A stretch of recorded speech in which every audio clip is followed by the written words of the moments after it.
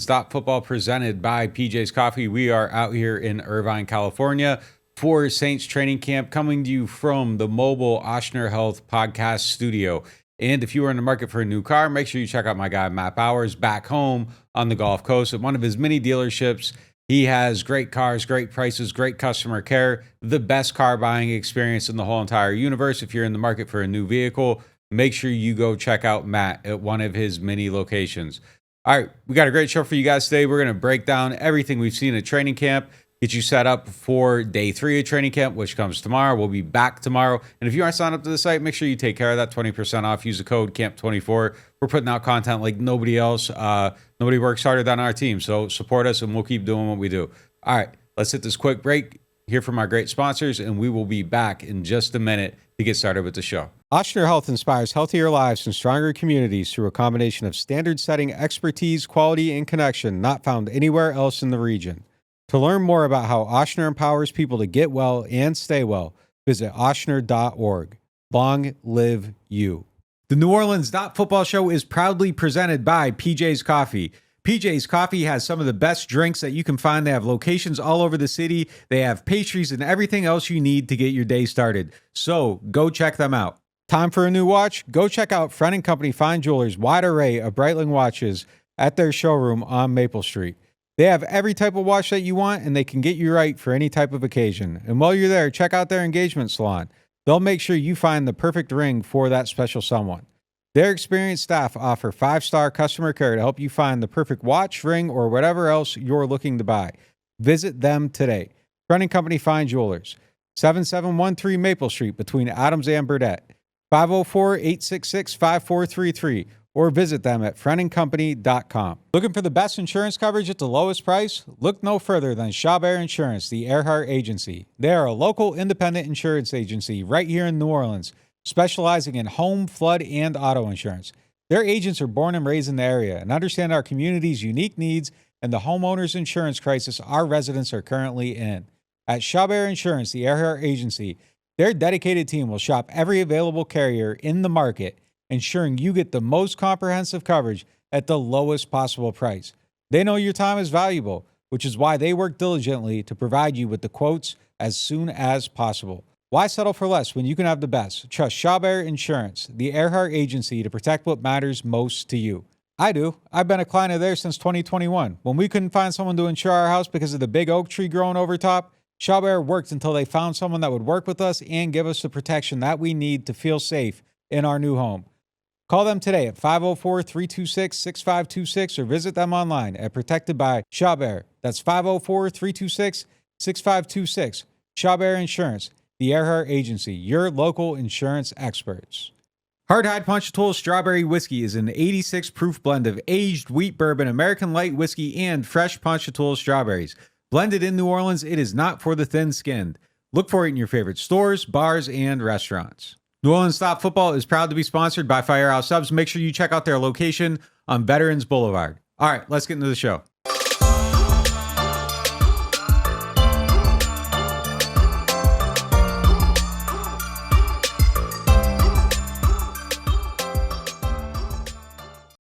Welcome back to the Ochsner Health mobile podcast studio. It is now time for the lead presented by Friend & Company Fine Jewelers. Friend & Company Fine Jewelers are the official jewelers of the New Orleans Saints, and they should be your official home for your next Breitling watch. Make sure you go check them out down on Maple Street for any of your jewelry needs. Kind of take care of you, get great prices, and get you everything that you need. All right, what we got? Lead topic time, guys. Who's catching our eye at camp? Past couple of weeks, we've talked about who we were looking most forward to seeing. We've been out there the last 2 days. Who kind of slid under the radar coming into this and is popping out of camp? Yeah, some guys that we haven't talked about much. A few of them are popping at the linebacker. It's like turning into a crowded competition. I mean, I don't think anyone's going to supplant Demario Davis and Pete Werner and Willie Gay's obviously competing for a role there. But, man, it was Anthony Orji yesterday. It was Kalika Hudson today. They're giving the rookie Jalen Ford a lot of run at that position. DeMarco Jackson gets quality snaps every day. I feel like that position is off to a strong start and is going to turn into one of our toughest decisions when we go to project a 53-man roster. It's funny because it used to be like annually their worst position. They went like years without finding a good linebacker, and now there's like 5 of them that would probably be the best player on like the 2015 team right now. Maybe the whole group would be better than what they had. 16, same thing. Craig Robertson came in, DeMario came in, and that's kind of where it changed. But I mean, there's incredible depth there, and it was like a position that it felt like they didn't scout it well, they didn't draft it well, they didn't sign it well, like. And now they do. And maybe that's, a testament. Obviously, I think they've built a good system here. They got good coaching there. There's probably a development aspect to it too. But yeah, it's been great. I mean, those guys have been the ones that have been kind of popping a lot. I don't think the run game's been very good the first few days. A lot of times you see them, down there blowing stuff up. They're shutting everything down. Yeah, I mean, part of that's probably bad offensive line too. But, I mean, these guys are making plays. Pete Werner today had a great play in the flat, threw it to Alvin. And before Alvin could even turn, Pete was running it down. That was a great play for him. There was an interception over the middle. Cedric Wilson probably should have caught it, but he kind of tipped it, and then Pete poked it out, and Paulson Adebo picked it off. Yesterday, day one, I thought Pete had some good plays. DeMario had some good plays, had the pick.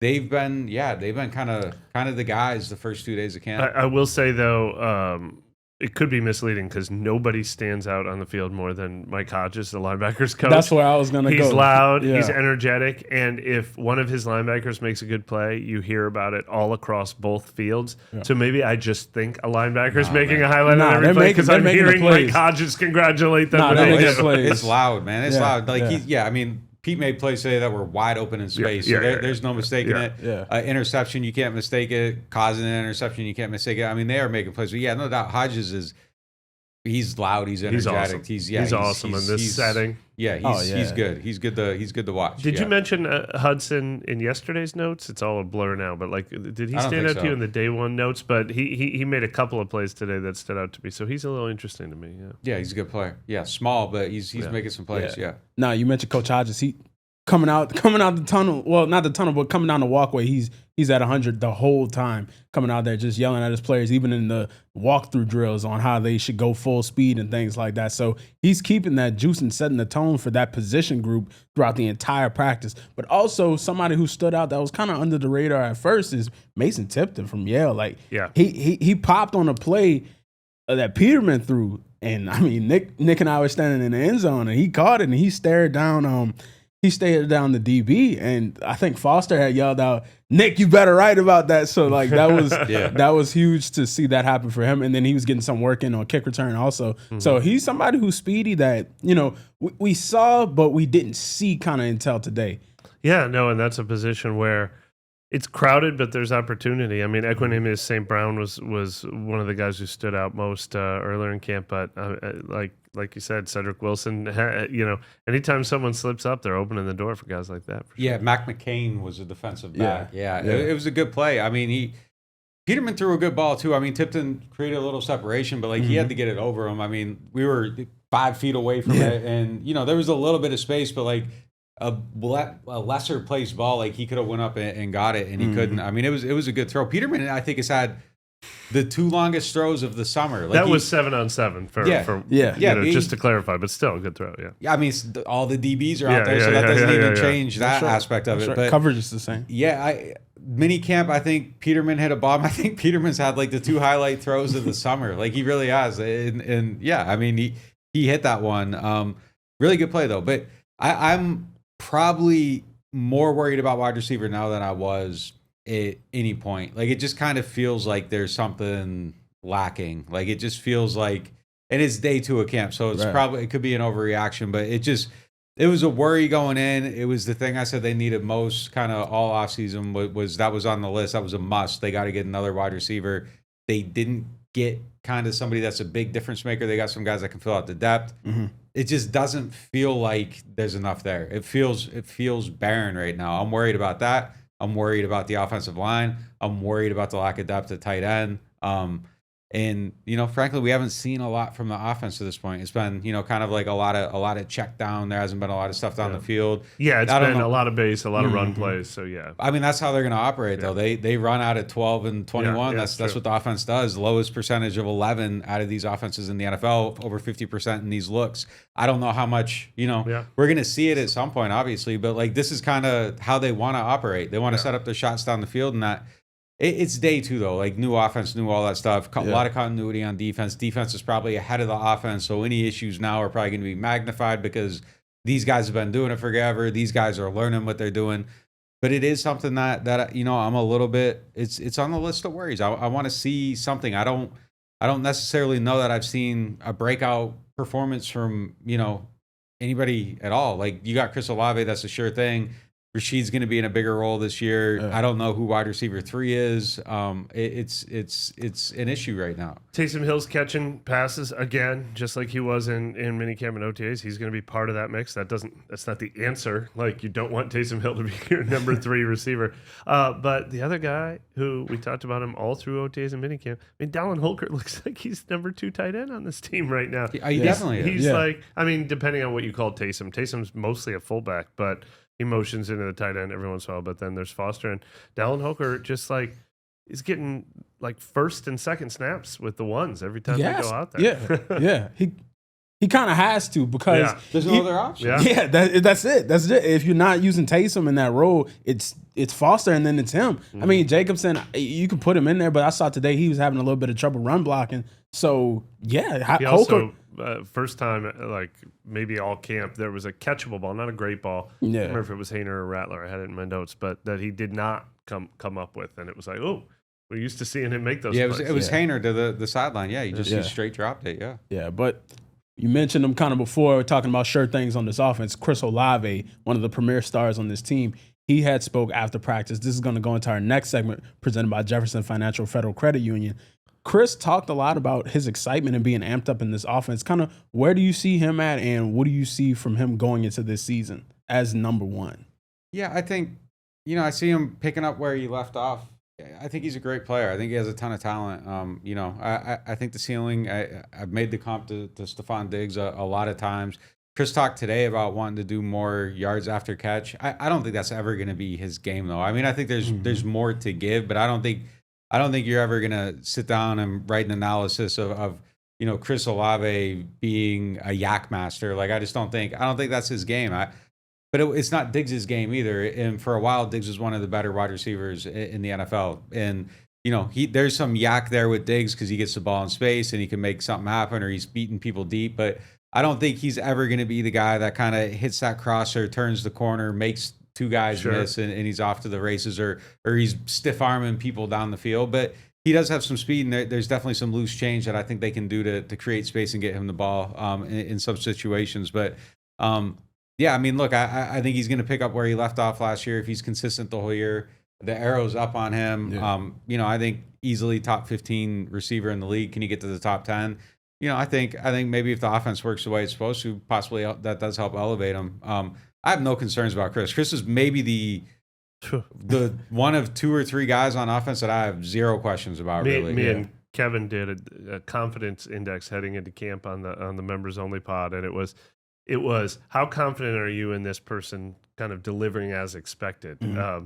And like we were just like, well, Chris Olave is number 1. So now let's do 2 through 5. I mean, he was like the easy answer. I think Eric McCoy was our number 2 because we weren't just talking to like not our top 21 players on the team, but it was like who's the guy that you just have like no concerns, no doubts about. And Olave is number 1 on that list right now for this team. It really feels like. What I thought was interesting with him is, so we've talked a million times since Clint Kubiak was hired, who benefits most from the switch to this offense. And I think we all agree offensive line play, all the offensive linemen are going to benefit most. The running back should benefit more, the run game in general. Derek Carr should benefit. I don't think it's as obvious and easy to see how does this new offensive system benefit Olave, but what was interesting to me when we were more than the old one, like almost like he could thrive in either system, but what was interesting to me was how animated he was about how much more excited he is to be playing this offense. And he said, we've heard this from a lot of people, with all due respect to Pete Carmichael. Yeah. It just feels like they have a better plan for him. And when he talked about Yak, I also agree he's never going to be a big physical receiver.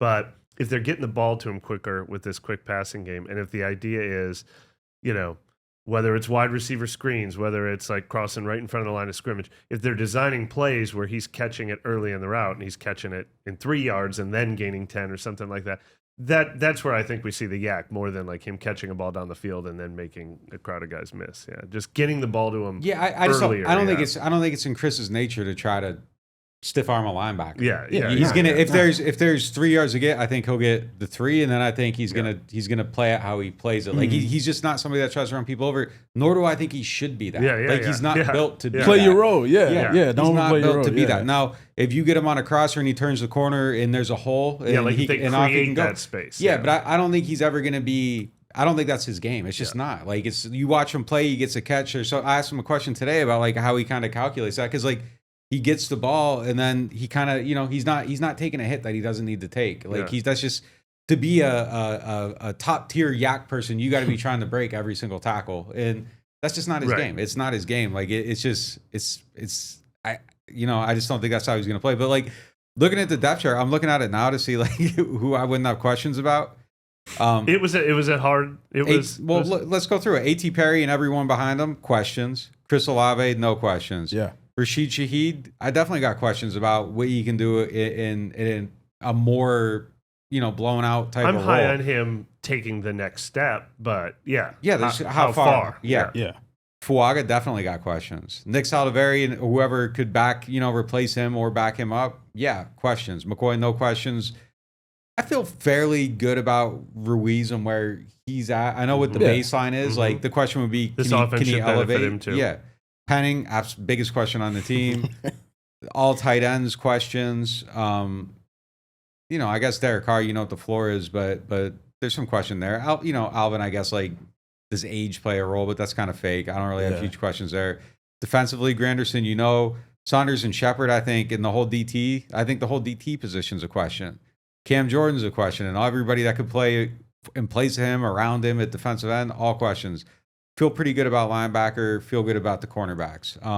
But there's a lot of question marks on this team. Yeah, I think we rounded out our top 5 with, it was like a 3-way tie between Marshawn, Adebo, and Alvin. Kevin was pushing for Alvin. I had him just outside, but I get why. I mean, DeMario was 3, and then those guys were fighting for 4, 5, and 6. Yeah. And then we got into there was a teardrop after that, where then it became like Carr, Tyron, Shaheed, Ruiz came in the conversation, but there were not a lot of guys that you just say, sure thing, book it. I know exactly what I'm getting out of them this year on this team. It is interesting that you mentioned Granderson as kind of a known commodity. Dennis Allen went through the defensive end position one by one. He goes, we have question marks with Chase Young. Can he get back to what he was? Peyton Turner and Isaiah Foskey, these are young guys. We have question marks about what they can be. Yeah. Cam Jordan, can he get back to where he was? And he goes, there's a lot at that position, but a lot of unknowns. He didn't mention Carl Granderson, so it kind of makes me feel like Carl Granderson kind of is what he is from a floor and a ceiling standpoint. Yeah, I feel like Carl's going to go out there and get around 8. Yeah, that's that's what it's going to be. Exactly. Yeah, and that's good. Like that's what he's paid to do, and he does it. Like solid investment. Like really a solid investment with him. Yeah. No, going back to Chris though, I talked to him after the initial press conference to the side. And you can sign up to NewOrleans.Football because Brandon's going to write that up, the exclusive interview, and you can get that there. Sure. Yep. Definitely. Just got a new assignment on the spot, but here we go. Yep. Yeah, but we aren't going to give that's what I'm saying. Yeah, you go. I got you. Yeah, y'all gonna be able to read about it. But there are a lot of question marks on this team, and another question mark that's kind of under the radar is the backup quarterback spot. So let's go to another segment presented by Shabba Insurance, the Earhart Agency. Rattler took reps with the 2s today. Haener, he was kind of on the other side. They've been kind of rotating back and forth, and I'm not gonna lie, Rattler, he didn't do anything to make himself go down, but Haener kind of fell back to earth a little bit for what he's been doing throughout the spring. Kind of what did you feel and pick up from that? Yeah, the thing I say about this is the guy that's running with the 3s is getting 2 passes. Facts. If you have one, he threw a horrible interception on one of those 2 passes. He did, but it's Derek Carr has thrown 10 passes. He has 2 picks, and it's you see 8 other ones. If there's 1 pick on it, DeMario jumps him over the middle, and if that's one of his 2 passes, it's oh my God, it's a disastrous day. But in the context of day 1, he throws a pick, and then the other 4 passes were fine. So it's that one happens, But Haener threw a pick on a skinny post. It got jumped. It was by Roderick Teamer. Yeah, not a good play, but it's trying to make an analysis off of 5 total team passes but in 2 days. Here's my question: because we watched 35 passes this spring, and Haener was just way ahead of Rattler. I think there was one day where Rattler had a better day than Haener that we saw in OTAs and minicamp. But over the last 2 days, if these were the first two practices that we had seen in OTAs instead of the first 2 days of training camp, it like the round goes to Rattler or whatever. And it's like, I feel like we ended the spring kind of thinking, oh man, Rattler has a long way to go to pass up Haener. Do you think it's more 50-50 or do you think it's 60-40, 70-30? Like how hard is it going to be for Rattler to pass him up over the next 5 weeks, do you think? I think it's definitely possible, but like I don't think Rattler had a great, he didn't do anything special. He got to throw one to Chris Olave. Like when you're with the twos, that's the other thing you had to do is throw passes to Chris Olave and Rashid Shaheed. Rattler was 0 for 3 on day 1. Yeah. I mean, he was better day 2. Haener was worse. Yeah. It's kind of, it is what it is. Like, it's too early to draw a conclusion on that. I think we did see every practice. So like at this point, like I do think Haener's way ahead. I think he throws a pick. I'm not burying him over it. Rattler could come back and do the same thing tomorrow. But absolutely. Yeah, I mean, it's definitely a battle though. Like, and I think that was the point of the whole thing this offseason. Like he's coming into a new system. He's learning it. He goes away. What don't I know? Go work on it for 6 weeks. Come back to camp. Show him what you got. Work on that for the next 6 weeks. And then at the end of it, where do you stand? Yeah. He could definitely win that battle. Like, he's a very talented player. Like I don't think Rattler's skill level has ever been the issue with his successes and failures. I think it's other things that kind of have determined that for him over time. But definitely a battle. But I still got Haener. Yeah. I think probably decently ahead. And you never know. Like, did who was it? Bub Mims? Did Bub Mims miss a landmark? You just don't. You don't know. Yeah. You don't know. Yeah. It's a lot of unknowns surrounding them, which makes it kind of hard for them to be able to more or less elevate in a certain sense. It was funny the pass that Rattler completed to Olave. I didn't love the pass when he threw it, and Olave did one of those plucks, and I was just like, oh god, whoever gets to run with the twos just gets to work with better equipment, Oh, that was the out route. Yeah, was that 7-on-7 or was it team? No, it was team, and that was a great play. Like they like formationed and motioned, and they got Olave on orgy. Oh, okay, that was. And funny. it was just he was open so fast. Like it was the biggest mismatch I've seen. The whole two different games are being played. Yeah, I remember the one you talking about. Yeah, it was crazy. Yeah, you were playing with it was Heisman versus rookie, like varsity. That's varsity. But I mean, if this is stuff they're going to be able to do, if they can ISO, Chris Olave on a linebacker through motion and formation, and doing stuff out of heavy personnel that becomes lighter because you can move Taysom here, and then you shift, and like these are the mismatches we weren't seeing in the offense, and like that, those are the things to be excited about. Like, if there's talent deficiencies, if you can create these like mismatches now and then, like that's something that can help raise that level a little bit and take the responsibility off of, Derek Carr and, everybody else. Like, if you can make some stuff easy, like that was just such a great example of like why you should be excited about the offense, in the scheme.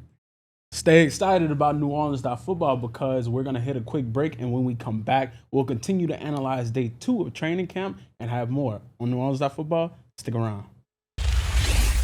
Total Maintenance is one of the largest locally owned home and commercial service providers in South Louisiana. They were founded in 1980 and serve the greater New Orleans and Baton Rouge markets. And Total Maintenance wants to show some love to our NOF listeners. They have a membership program that gets you 2 tune-up visits for AC and heating, as well as club membership discounts of 15% on all repairs, half off of all diagnostic charges, and 3-year warranties on most repairs for membership clients. This is usually priced at the low price of $24.95 a month per system, but if you tell Total Maintenance that you found them through NOF, they'll lower the price to $20.95 per month per system for as long as you keep the membership active. It will never increase. Total Maintenance has a tune-up special running this summer for $79, down from the normal price of $179. This is a one-time offer for one system only. They also offer a free diagnostic on second opinions on units deemed to be unrepairable. And they offer free estimates for replacements as well as commercial maintenance programs. Services include AC and heating service and replacement, electrical service, plumbing service, as well as generator service and installation. They are Total Maintenance. Find them at tm-ac.com or give them a call at 504-841-3300, or if you're in the Baton Rouge area, 225-480-1000. There's nothing quite like the feeling of stepping into your dream home. At Jefferson Financial Federal Credit Union, we can help make that dream a reality with a team dedicated to you. When you partner with Jefferson Financial, you do so for the life of the loan. Having a single point of contact when questions arise is invaluable. Our experts are here to guide you every step of the way. There's no better time to invest in your future. Apply online at jeffersonfinancial.org. Federally insured by NCUA. Equal housing lender. Shrimp Rummelon combos are back at New Orleans Hamburger and Seafood Company. Zesty shrimp rummelon served with fried shrimp, catfish, or soft-shell crab starting at $10.99. Or try one of our spring specials, catfish lafitte or lemon caper fish with crab meat. Now at New Orleans Hamburger and Seafood Company. Martin Wine and Spirits is home to a selection of hand-picked barrel select bourbon, whiskeys, and much, much more. They are family owned and operated since 1946 and specialize in wine, spirits, gourmet food, gift baskets, catering, and tasting events. They have many locations, so they're never too far away. You can check them out in Metairie, New Orleans, Mandeville, and Baton Rouge, or if it's more convenient, you can always shop online. Whether you're a wine novice or a seasoned collector, you'll enjoy the Martin Wine and Spirit experience. Welcome back to the Mobile Oshner Health Podcast Studio here in sunny Southern California. It is now time for our next segment presented by New Orleans Hamburger and Seafood Company. Look, man, we talked about the linebackers earlier. They're really shining out there at practice, and one of the top battles that we were hyping up going into camp was that linebacker battle. Pete Werner, he stood out today. Kind of where has he stood out? You had a write-up about it. Just what are you seeing from Pete? He's fighting. Yeah, he's fighting for sure. DA had a good answer about it, too, after the practice. I asked him about just kind of how Werner's responded to that competition, the adversity, because in minicamp, he basically, or maybe it was even OTAs, I think you asked him a question about Werner, and he said something along the lines of, yeah, we brought people in, he needs to compete and prove it. Like, I'm paraphrasing he said, I'm sure he took it as a challenge. I hope he took it as a challenge. Yeah, That's what DA said. Like, he made no bones about it. Yeah, so, I mean, and I think he's responded greatly. Like, we were mentioning it in the beginning. Like, he's made a lot of plays. He's showing up. You know, it's 2 days. A lot can change. But to this point, it doesn't feel like it's a battle. You know, it feels like he's kind of taken it, held it, and he keeps going. I think Willie Gay's made some plays. I think Willie Gay's energy stands out. His range stands out. All that stuff. I think he's a good player. I just think Werner's been ahead of him and kind of comfortably so to this point. Yeah, Werner's playing really well. He has done it consistently well, and he's a guy that I kind of like bet on even before we saw him. I mean, I just think he's a good player. I really do. And I think he's a smart player. I think he's a hard worker.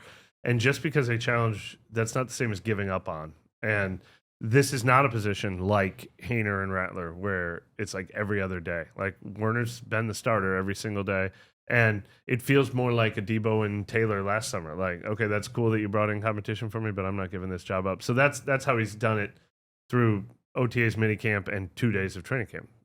He's got a lot more time to keep proving it, but he's one of the, like, if we're ranking like guys who've had the best springs and summers so far or the most impactful, he's very high on the list. Yeah, no, challenge is good. Like, I challenged Brandon before camp, and he showed up with the Deacon Adapt persona. And I mean, you know, sometimes you just gotta push someone. He even got brand new sunglasses to go with it. I ain't even gonna lie. Like, I literally was sitting there thinking, well, as somebody who has a boss who constantly challenges you, you know what I mean? Like, you end up in places you never thought you would end up, and that's what I'm saying with Pete. It's not that you're giving up on him; you just challenge him. Hey, man, come on, do something. You know what I mean? Make something happen. It's not an indictment on you as a player, as a person. It's just, you know, I see a little bit, just throttle it up a little bit. And I literally was about to say that same exact thing. I hope he can turn into the big D linebackers, man. We haven't seen them do nickel yet. We've seen base. So when we've seen base, we've seen Willie Gay running with the starters a lot.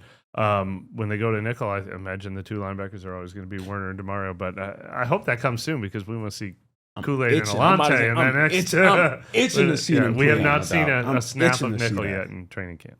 Yeah, nah, for sure. I mean, it's exciting. It's only day 2, but like you see a lot of things that you know are going to be coming down the line. It's just like, man, it's like something new every day. It's like Christmas every day. That was funny. Rattler had one that he couldn't. He did complete it. He eventually completed it. He fired one into. Was it Kamara? Was it Jamal Williams? It was a running back. But he chased down Kool-Aid. That was good coverage. That was good coverage, man. That was good. Kool-Aid, you're doing it, man. But it was like he had to settle for a check down, and he like fired in like a 3-yard completion, and then he went and chased down Kool-Aid to credit him for his coverage on it. I know we went through the linebackers earlier and how they're looking, but like kind of break down kind of depth chart and seeing like where the linebackers are going to be. I think it's just that straight down the top three. Then it's probably, I guess Hudson would probably be up there. DeMarco is up there, and they show Jalen Ford on the main field during walkthrough, but he's not even close to sniffing that in the actual. He actually got it. Well, not with the ones, third. But he did more than yesterday, because yesterday Orji was working ahead of him. Ford did work his way into that rotation today, so I am curious if they're going to give him a chance at it, but he has been behind. Oh, I'm sure he's going to get a chance, but yeah, I mean, to this point, he's definitely seventh. There's positions matter, but I mean, there's a set of three, and then him. He's he's not competing at Sam, so he's probably like six because they aren't going to run that many Sams. But yeah, I mean, he's lower, but it looks like they like him. They like his potential. They got him watching the main team during walkthrough.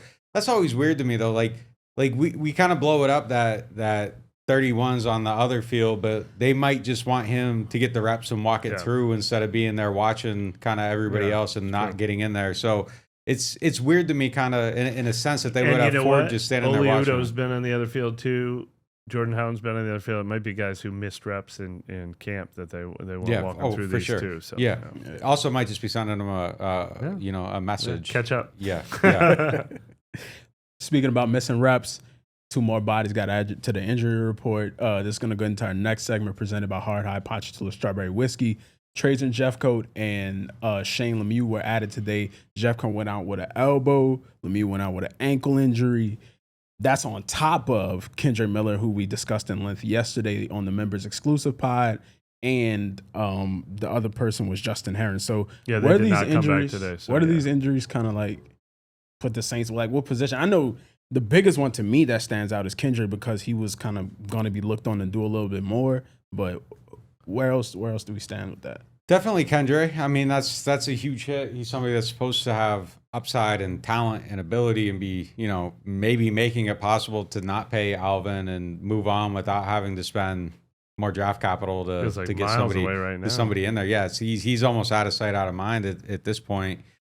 Obviously, I think he'll probably be back at some point and be able to compete. But yeah, definitely feels buried at this point. He felt buried before the injury, though. That's kind of what makes the injury hit even more. It's like Jordan Mims is ahead of him, and there's obviously Jamal and Alvin. Like it felt like he was buried long before that. I think Shane Lemieux's kind of quietly a big deal. He's somebody that could have possibly, if things go sideways with Salaberry, I think he would have been in the mix to compete for that starting job possibly at some point in a rotation with guys like Lucas Patrick. So at some point that could have been a thing. I think just overall depth, taking out 2 offensive linemen, that's a little bit of a hit. And if they're going to both miss extended time, you might have to think about trying to do something else. DA said the initial on Heron wasn't a big deal, but just numbers wise, I think it's a hit. Yeah, Trajan Jeffcoat might be the only significant injury of these. He looked like he was in a great deal of pain. I mean, awful for him, an undrafted rookie who's trying to make an impression. He needs this camp to do that. Obviously, the team was not counting on him with 5 defensive ends ahead of him. Lemieux, I agree that Lemieux's interesting because he's a veteran with starting experience. But, man, I don't know who's going to start at every position, but I feel like the top 3 backup offensive linemen are coming into focus pretty quickly. I think Lucas Patrick is going to play a major role on this team. I think they like him a lot. I think he could compete with Salaberry for that starting job, but he'll also be the backup center and he'll also be the backup right guard, and we're seeing him take snaps at all 3 positions. Landon Young and Oli Udoh were the backup left tackles with Heron out. They were doing more snaps because they were down an extra left tackle, and then they would take turns playing left tackle and right tackle, so they're already cross-training those 2 guys.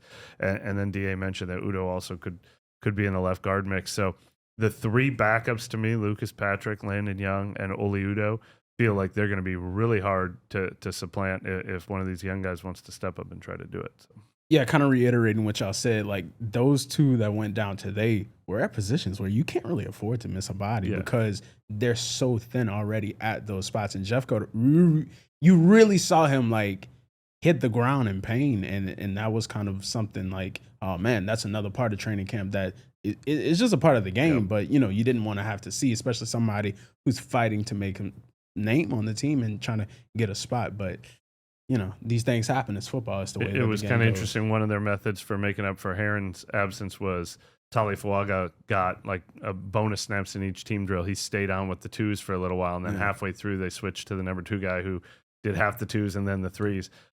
So they're using it as an advantage to get Fuaga ramped up quick too. Yep. Well, now it's time to get into our next segment presented by the Martin's Wine and Spirits question of the day. Martin's is home to a wide selection of hand-picked barrel select bourbon, whiskeys, and more. Martin's is so much more than just wine. We talked about Kendre Miller in the last segment, how important it is for him to be on the field, but he's not on the field. And that's kind of reminiscent of something that happened in the Saints' past. So today's question is Kendre Miller the next Antonio Pitman and Jordan Mims the next Pierre Thomas? I'll say this. I mean, Kendre's definitely on notice. He's like loudly. DA came at the situation, hard and let him know, hey, be out here. You aren't going to make the team. Like, he didn't say, it's hard to produce when you're hurt. It's hard to, do that. No, it's hard to make the team. Yeah. The slip is written. It just ain't on the door yet. Yeah, that's a crazy word. Like, man, he's pushing them. And,